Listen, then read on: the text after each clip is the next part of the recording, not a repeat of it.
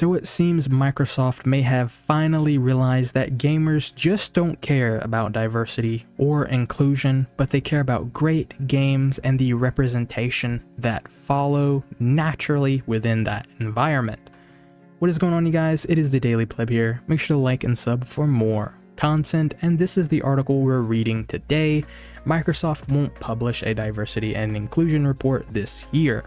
Now, I do sort of want to preface this by saying just because this is happening doesn't mean this is a massive win. Sure, it is a W in the sense that Microsoft now recognizes that gamers find this distasteful and they don't want their video games connected with these two words in particular, but keep in mind a lot of DEI departments within these companies were shut down.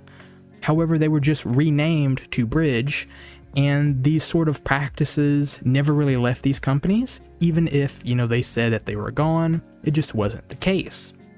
But let's actually get into the article here.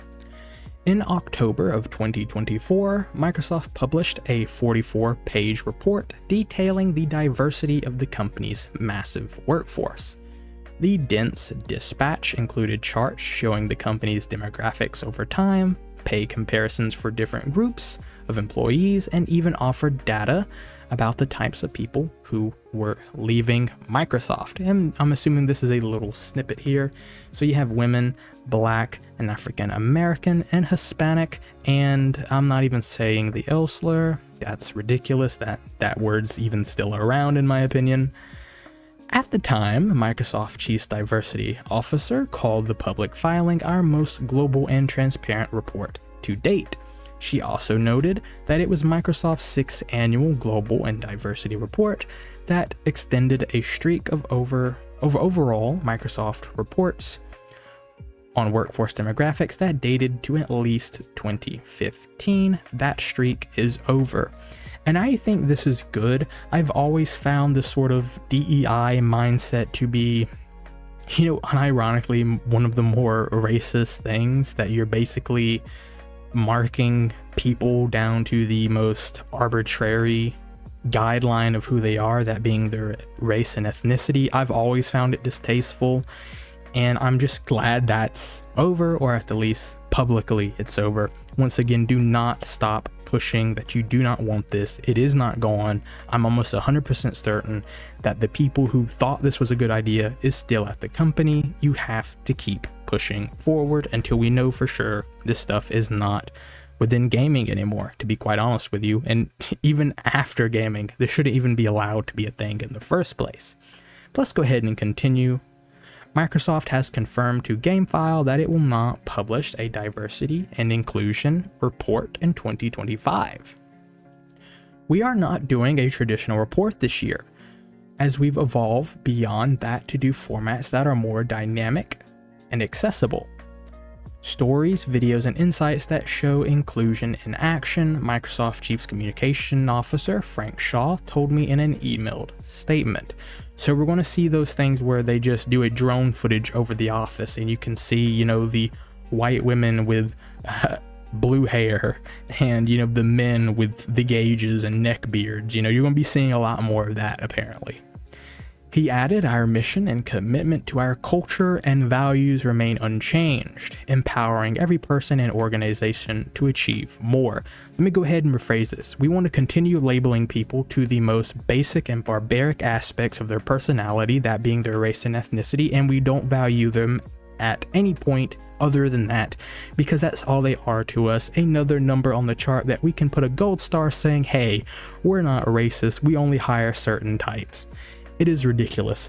That's sort of the, that's the translation here, in case you were wondering. In late October, I reported that Microsoft had excluded the word diversity from the 2025 versions of two major reports to shareholders that previously promoted the term and the company's work in that area. And this is because shareholders care about one thing and one thing only. That is money. There's a reason why Nestle is extremely wealthy, despite, literally having, barbaric practices in Africa. It's because they make a lot of money. So shareholders don't care about ethics. They care about money. And they do know that when you have the word like diversity or inclusion, DEI or any of these, buzzwords, they know that, hey, this is going to lose us money, take it out. We even see like Ubisoft and their earnings call where they're essentially just lying to investors because they know if they tell the truth of what's, what they're pushing, that the investors are going to say, hey, we don't want this. And, it is important to go back and listen to those calls and listen to the language. I think his name is Guillermo. Listen to the language he's using. And it's very easy to tell that he knows that he can't say certain phrases because he knows that the shareholders know that this is going to lose them money. But let's actually continue on here.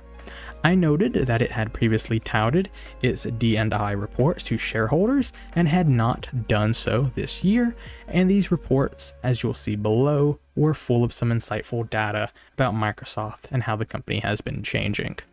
And I'm not going to pay this organization any money to see these reports, but that is really the end of this video here. It is good that Microsoft is now recognizing that the term diversity and inclusion is shameful and that using it will lose them money and support. But as I said, and really as the end of the article even promoted, it's not going away.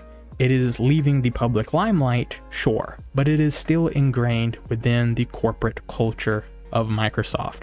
So do not let up, keep on the good fight to free video games from this, at least in my opinion, racist practice. And yeah, that's really the end of this video, and I'll see you in the next one. Bye bye now.